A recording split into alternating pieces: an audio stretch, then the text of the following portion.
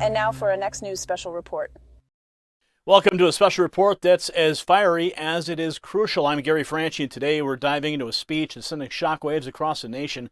President Trump, known for his bold rhetoric, has outdone himself in Iowa, and you need to hear this. His words on the border crisis weren't just powerful, they were a siren call echoing the urgency and gravity of the situation. But why should you care? What does this mean for our republic, for our future? Well, stay with us, because in this report, not only will we uncover the raw truth behind Trump's words, we'll also reveal how these statements resonate far beyond Iowa's borders. And trust me, you don't want to miss my final thought. It's going to put everything into perspective. This is more than just a speech. It's a pivotal moment in our political landscape. Before we dive deeper, we need to pause for just a second. Just like how former President Trump emphasizes the need for strengthened vigilance at our borders, we too must be vigilant about our financial security. In times of uncertainty akin to the border chaos, gold stands as a beacon of stability. With gold soaring past $2,000 an ounce amidst global turmoil, it's a wise move to consider in your portfolio. Remember Trump's warning about the U.S. dollar? This is where Patriot Gold Group comes in. They offer a no-fee-for-life IRA on qualifying rollovers. The number on the screen, 888-857-9437. Give them a call right now for a free investor guide. They're rated by Consumer Affairs 7 years running. Protect your future just like we protect our borders, or should be. Call that number, 888-857-9437. Now, as the Iowa caucuses loom closer, former President Trump has re-entered the political arena with a force that's impossible to ignore. At a recent Commit to Caucus event in Newton, Iowa, he delivered a speech that was more than just a political statement. It was a clarion call, a battle cry for those concerned about the state of our nation's borders.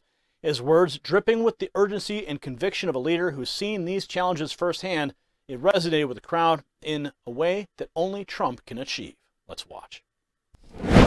But I'm the only candidate in this race who is up to the task of saving America, and I'm the only candidate that will say with great I can say it from any standpoint you want, as definitive as you want to make it. We will not have World War III with me as your president. And we're going to do it through strength. We're going to do it through strength. Thank you. We're going to do it through strength. You know, you can do things, you don't even have to go there. You can do things with telephones that are quite effective if you know how to use a telephone properly, if you know how to speak. That are very effective. Sometimes it's better because it's easier to talk over a phone than to tell some of the things I say to these guys face to face. It's easier for me to just say, you know, you son of a... I was telling yesterday at one of the big meetings. I love these. You know, we go to different corners of your state, and we meet with such great people. And then we're going to do a rally sometime in the summer. A big one. We're going to pick a big, beautiful site, maybe the State Fair or something, but we're going to do a big rally. But I have such fun with it. But, you know, I tell them that some of the deals we made were so incredible. For instance, Mexico, they supplied us with 28,000 soldiers. They supplied us with, we said, remain in Mexico. You think that's easy? And this guy gave it up. Remain in Mexico. They were remaining in our country. In other words, they come in, we leave them in. I said, no, I don't want them in our country until they get approved, because they're from mental institutions, they're drug dealers, they're criminals from jails. We have people coming into our country now that we've never allowed people like this into our country, and we don't do anything about it. But Mexico said, no, we're not going to give you soldiers. I said, yes, you are. Yes, you are. No, no, sir, we will not do that. We will not do it. And I like the president of Mexico a lot. I think he's great. He's a socialist. But you can't have everything, right? Tell those kids, can't get everything. But he and I have a great relationship. But I said, listen, you have to do it. Anyway, he sent his representative, a handsome guy, to see me in Washington. And I was meeting with him. And I had from the State Department a woman who handled Mexico, a very nice woman, but not a good negotiator, frankly. She said, sir, I've been trying to get this for 21 years. They'll never do it. I said, well, I'm going to get it. So I asked Tom Homan. I asked a couple of the top people, really great people in Border Patrol. We have phenomenal people in ICE and Border Patrol. They're not appreciated like they should be. They're incredible. They're incredible. Brad, we have, Brandon Judd is fantastic. I know so many of those guys. They're so fantastic. They want to do their job. You know, it's funny. It'd be a lot easier just to do what they do. Just let them come in. They're not doing anything. They're doing paperwork now. They have them sitting, and people are just flowing in by the millions. They have now a caravan. I came up with that name. They won't say that, by the way. The fake news is back there. You got a lot of fake news back there. That's a lot of fake news. But the caravan, we have a caravan, the biggest one we've ever seen. Thousands and thousands of people just pouring right into our country. It is so sick and so sad. What's happening to our country is so sad. But I said to the gentleman comes up, great representative, I said, we need 28,000 soldiers for our border. No, I'm not going to do that, sir. And I said, you are? Are you 100%? No, I'm not. He was confused because I kept telling him he was going to do it. Nobody had ever told him that before. He said, no, we won't do that, sir. I have no authorization to do that. I said, then you'll get it quickly, but you're going to do it 100%. He said, no, I'm not going to do it, sir. I said, you're going to do it. And also, I want it to be remain in Mexico. In other words, we want a policy called remain in Mexico, not remain in the United States, and then nothing ever happens. And then we want another one, catch and release in Mexico. You know, we catch and release criminals, and we have them released into the United States and come back for your court case in 4 years. And only very, very stupid people come back because there is no court case, you know, there's no court case. So it's catch and release in Mexico and another 7 or 8 items that are impossible to get. So this guy keeps saying, no, we will not do that. We will not do that. And the person from the State Department, she was really good, but she said, sir, they're just not going to do it. I said, 100% they're going to do it. So at the end, I said, here's why you're going to do it. Because I have papers right in front of me and I'm signing. It was a Friday evening, late, like 4 o'clock, 4:30. Biden was sleeping. He was younger then. Biden was at his home in Delaware or wherever they may be, sleeping on top of the boxes that he shouldn't have taken out, right? See, I had the Presidential Records Act. I was allowed to take them out. He wasn't. He was not allowed to take the boxes out, but he sleeps on top. You know, he had his Corvette parked on top of him, right? He thinks the Corvette was such a great car. I wonder who gave him the Corvette, which country gave him the Corvette, right?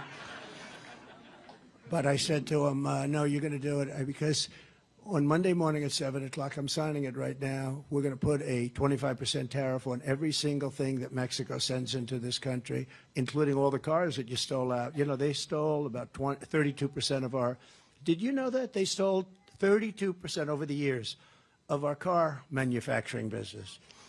And then the unions, the people in the unions are voting for me. But you can't get the heads of, they're so wedded to the Democrats. I don't know, they have wonderful dinners together or something. It's so crazy. But they stole from the United Auto Workers about 32% of our car making.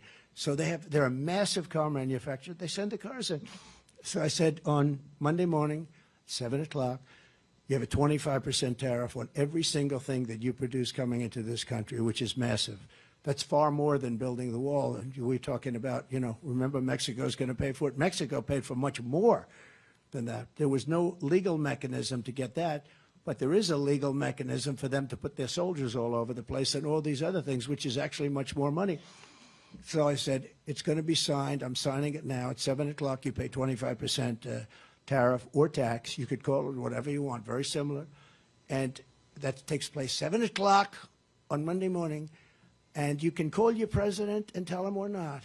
Sir, may I be dismissed for just a short while? I would like to make that call. He comes back like in about 4 minutes. Sir, we would be proud to give you 28,000 soldiers. It would be a great honor. And we would be proud to have remain in Mexico. We would be proud. We would love to have. Do you ever see Tijuana? Tijuana had like 200,000 people in Tijuana. And nothing on the other side of the wall, because as I built the wall, it became very safe. That wall was great. Wouldn't have been my design choice, but that's what the Border Patrol wanted. They wanted steel. They wanted rail so you could see through. I wanted to put beautiful concrete plank, very nice. But they didn't want that because you do, you know, ideally you want to be able to see through. But they also need it because they have acids that can melt concrete. Do you believe this? These guys have everything. And steel is much tougher for them. So they wanted steel, they wanted concrete inside, 5,000-pound concrete inside, and then they wanted rebar. I said, I understand, it's tough. You know, you have all these different substances you have to go through. You can cut the steel, but then you can't cut the concrete. And we built them the wall, the panel on top, is a no climb panel. It's a stop climb. In other words, I didn't like it. I said, I don't like the panel on top visually. They said, so that's an anti-climb provision. That makes it very hard for them to climb over the top. I said, okay, well, we'll put it in. I did everything they wanted, and we built. And wherever we had the wall, it just stopped. But then as you build the wall, it goes like this. They go like water. So it kept going further, and we ended up building a tremendous amount. But and then we were going to put up. This is when I got wise to them. I couldn't believe it because I thought it was just political talk. We built over 500 miles of wall, and I ordered 200 more miles because as you build it, it gets longer. They go around it. And when they came in after the terrible, terrible tragedy of that election, that was a tragedy. That was a tragedy. Look what's happened. So many people are dead now that wouldn't be dead. But you look at that tragedy. But so many, what's happened is we had all of this wall sitting there, very expensive, sitting on the ground, ready to be flipped up. It could have been done in a 3-week period. And they say, we don't want to do it. I said, that's strange. That means they actually were serious that they want to have open borders. That's the first time I really believed it. And now you see the result. Millions and millions of people. Last quarter, 300,000. That's larger than probably almost all of your cities in your state. 300,000 people over actually a 2-month period, less. A 2-month period, 300,000 people poured into our country. And nobody knows, most people have never even heard of the countries from where they came, all over Africa, all over Asia. They come from different parts of Europe. They come from the Middle East, a lot of people coming from the Middle East. And a lot of these people are young, strong men, military age. Isn't that shocking? We had 27,000 people, the last report, 27,000 people coming in from China between the ages of 20 and 25. That sounds a little suspicious, doesn't it? What this guy has done to this country, you have no idea. It's just horrible. And then he says that I'm bad for democracy. He's bad for democracy for another reason. He's incompetent. And when you're incompetent, you're bad for democracy. You're very bad for democracy. Since 2016, you and I have been in this battle side by side, and it's been a lot of the same people. I recognize the faces so well. Taking on the entire corrupt system in Washington like no one has ever done before. You know, this movement that we're all a part of very proudly, it's your movement more than mine, but this movement is the biggest movement in the history of our country by far. Amen, it is. Now, Trump's speech was a masterclass in political communication. He didn't just speak. He painted a picture of a nation at a crossroads, a country grappling with challenges that only he is capable of overcoming. We're going to do it through strength, he said, emphasizing the strength is not just physical might, but also the strength of conviction, policy, and leadership. In a world teeming with conflicts and uncertainties, Trump's message was clear. It's strength that will keep America safe and secure. Now, the border, a topic that's long been at the forefront of the Trump agenda, took center stage in the speech. He described a scenario where 300,000 people poured into the country, painting a vivid image of an America under siege. This isn't just rhetoric, it's a reflection of a deep-seated concern among many Americans about the integrity of our borders and the implications of unchecked immigration. Trump's words tapped into this concern, amplifying the voices of those who feel unheard in the ongoing national conversation about immigration policy. But it wasn't just a speech about problems. Trump, with his charismatic blend of bravado and directness, proclaimed himself the only candidate capable of steering America away from these challenges. He spoke of his past achievements, reminding the audience of his administration's efforts to strengthen border security, his negotiations with Mexico, which he said led to significant achievements in curbing illegal immigration, his approach to international relationships, particularly with his use of telephones for negotiations, was another highlight of his speech. He emphasized the power of effective communication, arguing that sometimes a phone call is mightier than a face-to-face meeting. This method, that he insisted, can lead to resolutions without the need for direct confrontation, a tactic that, in his view, is both effective and efficient. Trump's confidence in his ability to handle international affairs shone through, echoing his broader message of strength and leadership. And the president didn't shy away from controversy either. He addressed the criticisms head-on, dismissing them as misunderstandings of his strategies and objectives. For Trump, these criticisms are not detractions, but rather validations of his unorthodox methods and his willingness to challenge the status quo. His speech was a reminder that he is a figure who thrives in the face of opposition, a leader who believes in the power of conviction over conformity. As he spoke, it was evident his words were more than just a rallying cry for his supporters. They were a statement of intent, a declaration that he's still a key player in the political arena capable of igniting passion and debate. The Iowa caucuses, therefore, are not just a political milestone, they're a litmus test for the enduring influence of Trump's brand of politics. And throughout his speech, he maintained a focus on America as a republic. This choice of words is significant. It reflects a commitment to the principles of republicanism, liberty, the rule of law, and the sovereignty of the people. Trump's emphasis on America as a republic rather than democracy is a nod to these values, which he believes are central to the nation's identity and governance. His fiery delivery in Iowa wasn't just about the border. It was about his vision for America. It was a vision that encompasses strength, assertiveness, and a willingness to break from traditional diplomatic norms in favor of a more direct, results-oriented approach.